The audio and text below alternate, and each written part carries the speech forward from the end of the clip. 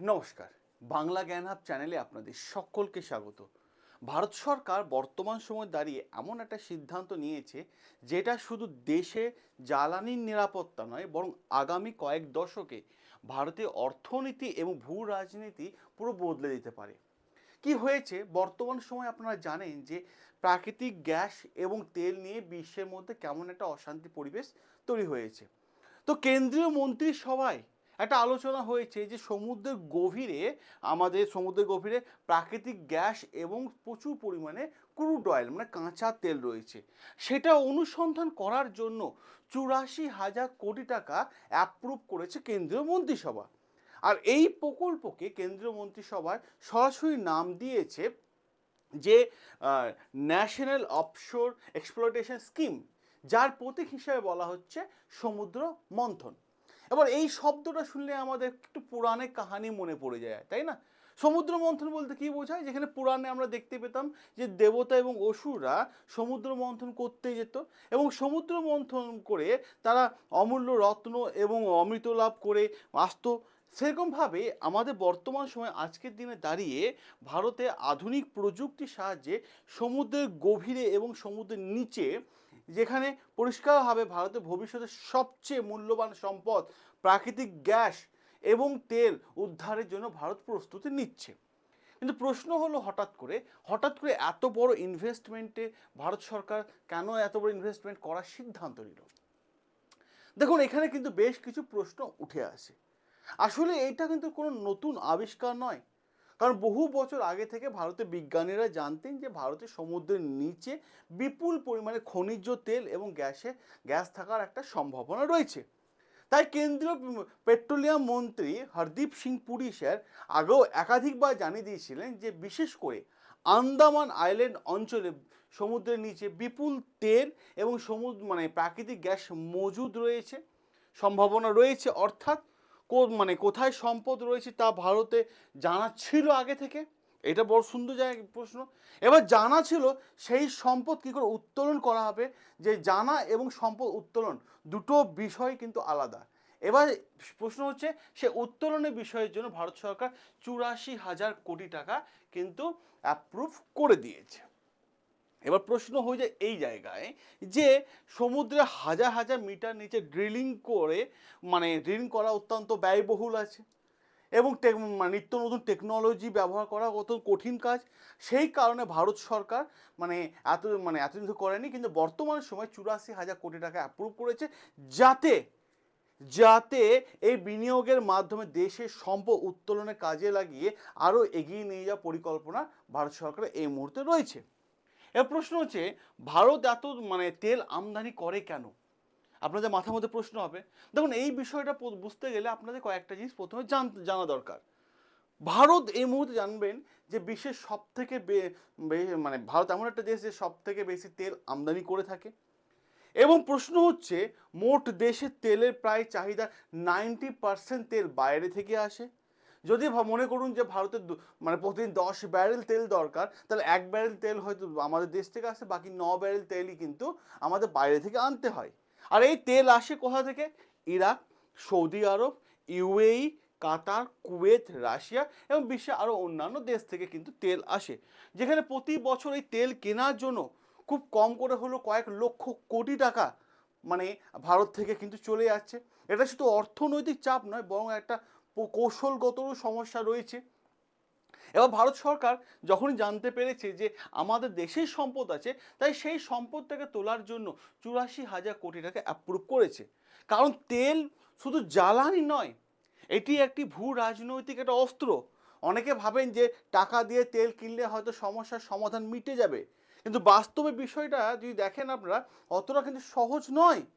যে দেশ তেল উৎপাদন করে সেই দেশের রাজনৈতিক পরিস্থিতি, সেই দেশে অর্থনৈতিক পরিস্থিতি, যুদ্ধ কিংবা স্যাংশনের ওপর সরাসরি প্রভাব যদি পড়ে, তাহলে তেলের দাম বাড়তে বাধ্য।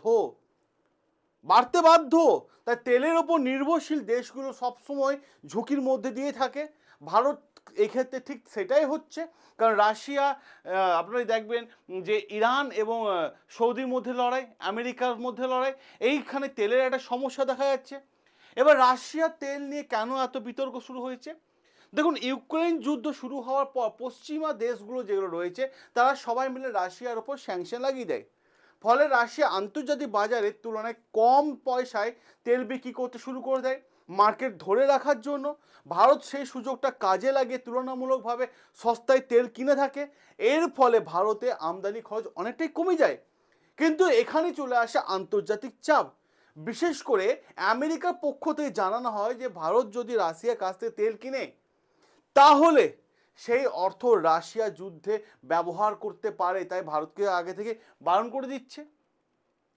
এখানেই প্রশ্ন উঠে আসছে, গুরুত্বপূর্ণ বড় প্রশ্ন।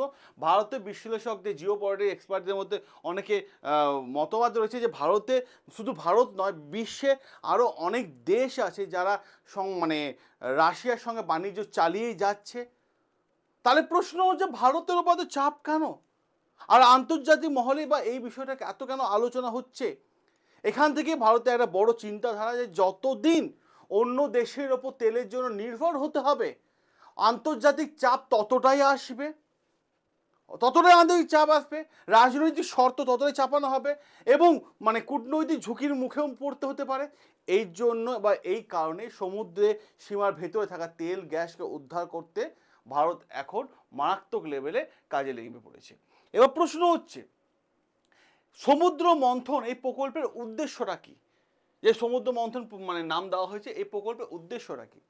দেখুন, সমুদ্র মন্থন এই প্রকল্পের উদ্দেশ্য যদি দেখেন, এটি ভারতের জ্বালানি নিরাপত্তা বা মানে অর্থনৈতিক স্বাধীনতা বা ভূ রাজনৈতিক শক্তিকে আরও বেশি দীর্ঘমেয়াদী করার একটা পরিকল্পনা।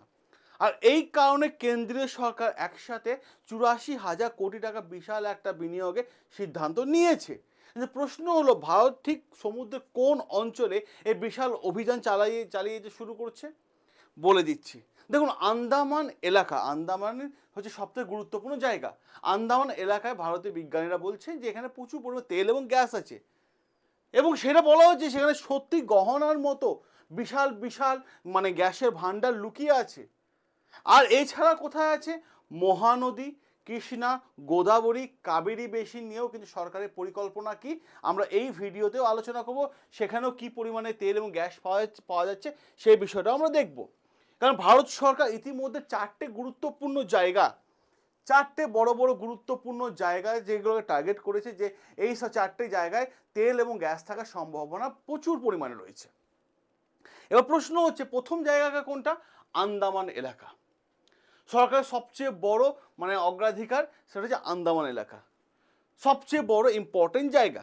কারণ কেন্দ্রীয় পেট্রোলিয়াম মন্ত্রী জানিয়ে দিয়েছেন, হরদীপ সিং পুরী স্যার জানিয়েছেন যে গয়নার মতো তেলের ভান্ডার রয়েছে এই আন্দামান এলাকায়। আর যদি সেই সম্ভাবনা বাস্তবে পরিণত হয়, তাহলে ভারতের জ্বালানি খাতের নতুন একটা যুগের সূচনা হয়ে যাবে, নতুন একটা যুগের সূচনা হবে। আর এই কারণে সেখানে উন্নত প্রযুক্তি, টেকনোলজি, ড্রিলিং ব্যবস্থা, বড় অঙ্কের বিনিয়োগ কিন্তু ওখানে হতে চলেছে। এছাড়া আর কোথায় হচ্ছে?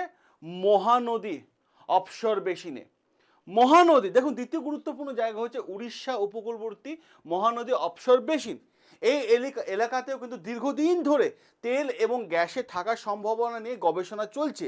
এবার সেই অনুসন্ধানকে আরও বড় আকারে এগিয়ে নিয়ে যাওয়ার পরিকল্পনা করছে সরকার। এছাড়াও কোথায়? 3 নম্বর জায়গা কৃষ্ণা এবং গোদাবরী বেসিন অফশোর বেসিন এলাকা। দেখুন, কৃষ্ণা এবং গোদাবরী অফশোর বেসিন এলাকায় ভারতের জ্বালানি খাতে এর আগেও কিন্তু গুরুত্বপূর্ণ নাম উঠে এসেছিল যে এখানে হয়তো প্রচুর পরিমাণে তেল এবং গ্যাস আছে।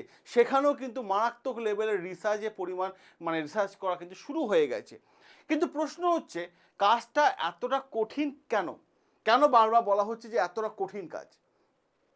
দেখুন, প্রশ্ন হচ্ছে, অনেকে ভাববেন যে মাটির নিচে তেল আছে, তুলে নিলেই হলো। দেখুন, মাটির নিচে তেল আছে, আপনার বাড়ির মাটির নিচেও তেল আছে, এখানেও আমি স্টুডিওতে আছি, এখানেও তেল আছে, ঠিক আছে।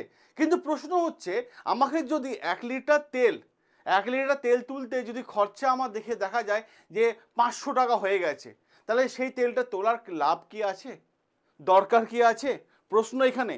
কারণ এই তেল এবং গ্যাসে অনেকটা রয়েছে ডিপ ওয়াটার, তারপরে আছে আল্ট্রা ডিপ ওয়াটার, তারপর সমুদ্রে হাজার হাজার গভীরে পৌঁছে যায় পাইপ, তারপরে গিয়ে ড্রিল করে সেখান থেকে সম্পদ তুলে আনতে হবে। তাহলে এখানে দেখতে হবে তুলে আনার পর যে আমার খরচাটা কত হচ্ছে, এটা গুরুত্বপূর্ণ জায়গা। আর এই ধরনের কাজ অত্যন্ত ব্যয়বহুল এবং সময় সাপেক্ষ এবং মানে আধুনিক প্রযুক্তির মাধ্যমে কিন্তু এই সমস্ত কাজ করা হয়। আর এই প্রকল্পে ভারতে আসল লাভ কোথায়? প্রথমত লাভ যে ভাই বিদেশ থেকে তেল আমদানি করার উপর যে নির্ভরতা আমাদের করতে হয় সেটা বন্ধ হয়ে যাবে, দরকার নেই আর বিদেশ থেকে তেল, আমাদের দেশেই তেল হচ্ছে, সমস্যা নেই। দ্বিতীয়ত প্রতি বছর বিপুল পরিমাণে বৈদেশিক মুদ্রা আমাদের দেশের থেকে চলে যাচ্ছে বিদেশের মাটিতে, সেটা আটকানো যাবে। তৃতীয়ত আন্তর্জাতিক বাজারে তেলের দাম ওঠানামা করে সেটাকেও আটকানো যাবে। চতুর্থ, যদি যুদ্ধ লাগে তাহলে দেশের অর্থনৈতিক অবস্থা খারাপ হয়ে যায়, কারণ তেল আসবে না, সেক্ষেত্রেও কিন্তু বিষয়টা আটকানো যাবে। এটা শুধু মানে অর্থনৈতিক বিষয় নয়, এর পাশাপাশি সার্বভৌমত্বের একটা প্রশ্ন আছে। ভাবুন যদি কোনো দেশের কাছে সব থেকে বেশি গুরুত্বপূর্ণ সম্পদ থাকে, তাহলে সেই দেশে মানে দেশকেও কিন্তু অন্যান্য দেশ তেল কিন্তু আমাদের কাছ থেকে নিয়ে যাবে। এটাও দেশে একটা অর্থনৈতিকের জায়গা। আর সেই কারণে বড় বড় দেশ নিজেদের জ্বালানি সম্পদের ওপর এত গুরুত্ব দেয়। আর ভারতও কিন্তু এবার সেই পথে এগোচ্ছে। এবার প্রশ্ন হচ্ছে যে এই ভিডিওটা দেখার পর আপনার রায় বা আপনার মতামত কি? আপনার রায় এবং আপনার মতামত অতি অবশ্যই কমেন্ট বক্সে তুলে ধরুন। আমরা অপেক্ষায় রইলাম আপনার কমেন্ট দেখার জন্য। দেখা হবে আপনাদের সাথে নতুন আরও একটা গুরুত্বপূর্ণ আপডেট নিয়ে।